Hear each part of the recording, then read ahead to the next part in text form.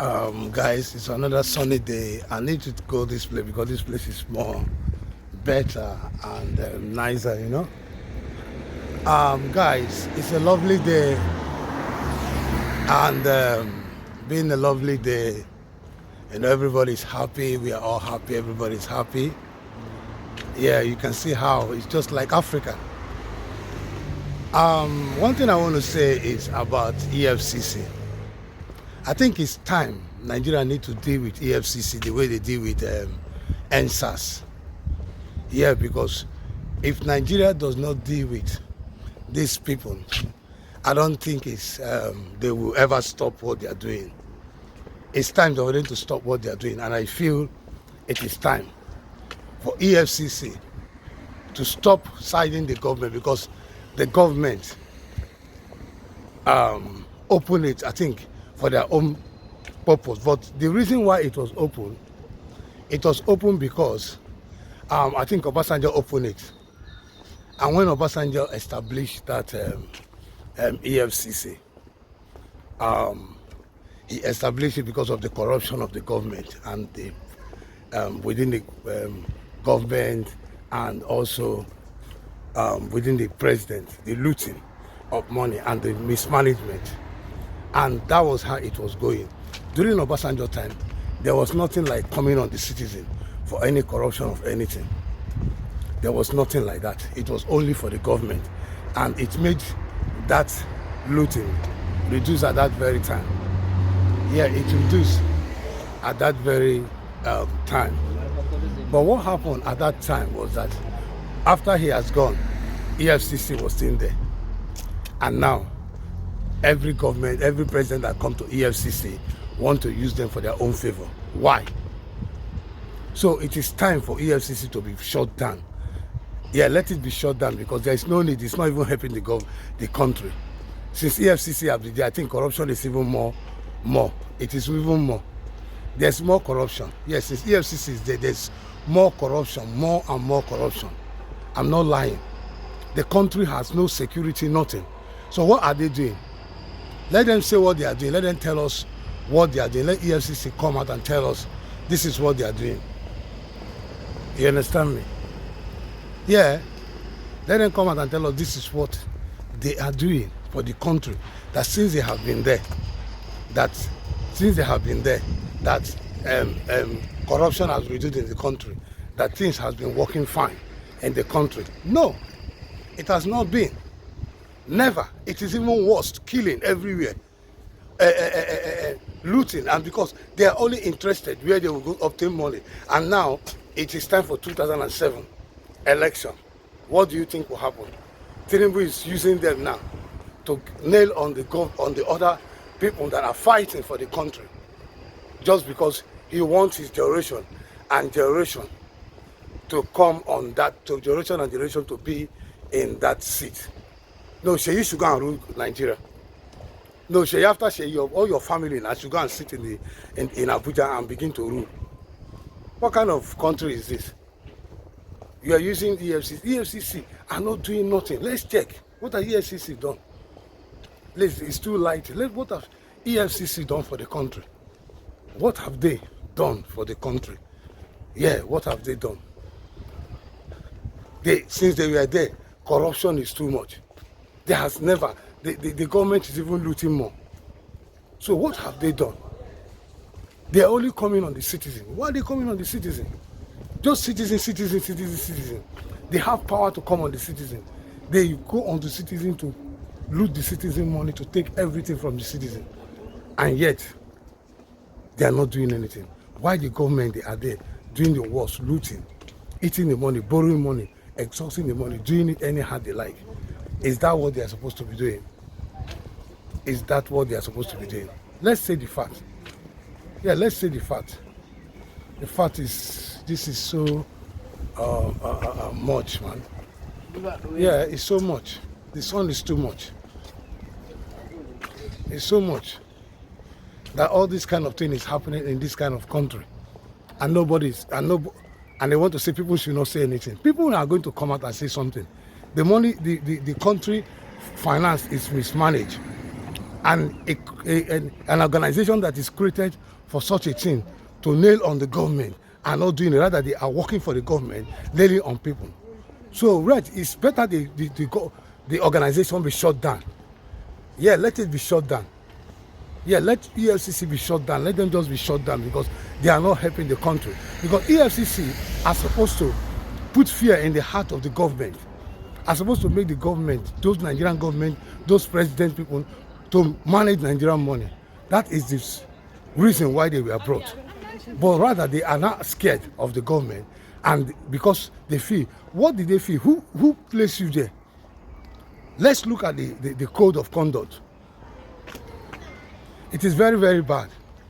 So you went and begin to arrest people that Tinubu send you to go and arrest, and begin to bring them down so that you can win 2007 election. This time around, it's not going to be possible because everybody is going to riot. If Tinubu enter there, will pull you down, man. Any of your family that enter there will pull them down. That's not your father throne. Nobody will get Nigeria. You don't get Nigeria. You don't have Nigeria. You and your family do not have Nigeria. Nigeria belongs to us. So be careful, man. Be careful. I want you guys to watch this video and see what is happening. January this year, at about 6:30 p.m., my wife came up to my room and said there are some gentlemen that knocked and just walked into the room, dark suited, they walked into the door. They want to see me. They said I'm expecting them. I came downstairs with my jalabia, no hat, and flip-flop. And they said they are from the EFCC. They've come to take me to the EFCC. I said, guys, you haven't even introduced yourselves. So they just brought out their badge and said, oh, they're EFCC. Show me arrest warrant. Oh, we don't need that, sir. Okay? Allow me to go upstairs, change. They blocked me. They didn't let me. Allow my wife to go upstairs and bring me some change of clothing.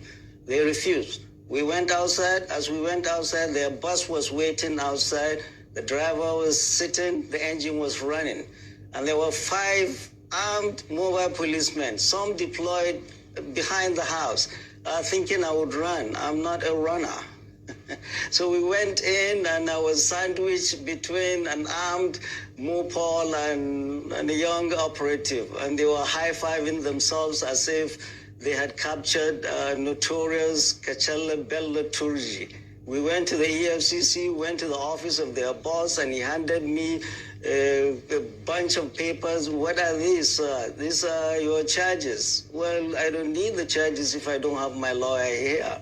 Well, the guy was waiting to go home, and my battery had gone down, and I couldn't call my wife and to tell her where I was and how I was, and they wouldn't let me call her. And they just took me to the cells. Nobody had told me whether I was going to stay, why I was there, how long I was going to be there. They just took me around the building to the cells. Entered the cells. Well, a lot of them were youth. They recognized me from the previous brouhahas in Nigeria. And they came up to me wishing me good luck and best wishes. I had serious headache because, remember, I had fasted for over 14 hours by then. I hadn't eaten or drunk anything. They brought me a sachet of pure water and tea. I drank and went to sleep. And then the next morning, they took us to, they called my name out. We were going to court. We went into the bus. Well, when we came out of the building, they had placed their official photographer to be taking photographs of me without a hat, in jalabia, in flip-flop. That was when I realized these guys are up to no good. All they're interested is to demean me, dehumanize me, and weaken my spirit. They don't know who they're dealing with. We went into the bus, and I was jokingly telling them, guys, haven't you forgotten the chains and the manacles? They busted out laughing and said, our guy, it hasn't reached to that. We went to court. No, they were not ready. We had to come back to the EFCC again, and they upgraded me from 4 of us in the room to I alone in the cell. I was there in the EFCC for 6 days. After that, I was arraigned in court, and then the judge did not give me bail. Her reason, well, she had a cold. I was put back to Kuje. I was in Kuje for 24 days. Denial of bail 2. anybody accused is wrong, because bail is a constitutionally guaranteed right of anybody accused, except if it was a capital offense or the person is suspected of terrorism. Mine was neither of those. I was denied bail deliberately by this government to shake me up. And I was put in Kuje for 6 days and 24 days in EFCC for 6 days and 24 days in Kuje to shake me up and silence me. But no, I'm no one to be silenced. In Kuje prison, I wrote my experiences and told this government that 6 days in Kuje and 24 days in 6 days in the EFCC and 24 days in Kuje will not silence me. The whole purpose is President Bola Ahmed Tinubu's government trying to silence any dissent to his government. And this coming from a president who was an IDECO activist himself, who fought the military, who ran across the border and ran away from the military. And when he came back, he never gave neither Jonathan nor Obasanjo, not even Buhari, he never gave them peace. He was criticizing them. Criticizing the government in a democracy is a legitimate right of every citizen. And President Bola Ahmed Tinubu is trying to stifle dissent in this country and is trying to make this country a one-party. Imagine how they would have traumatized this man and his family.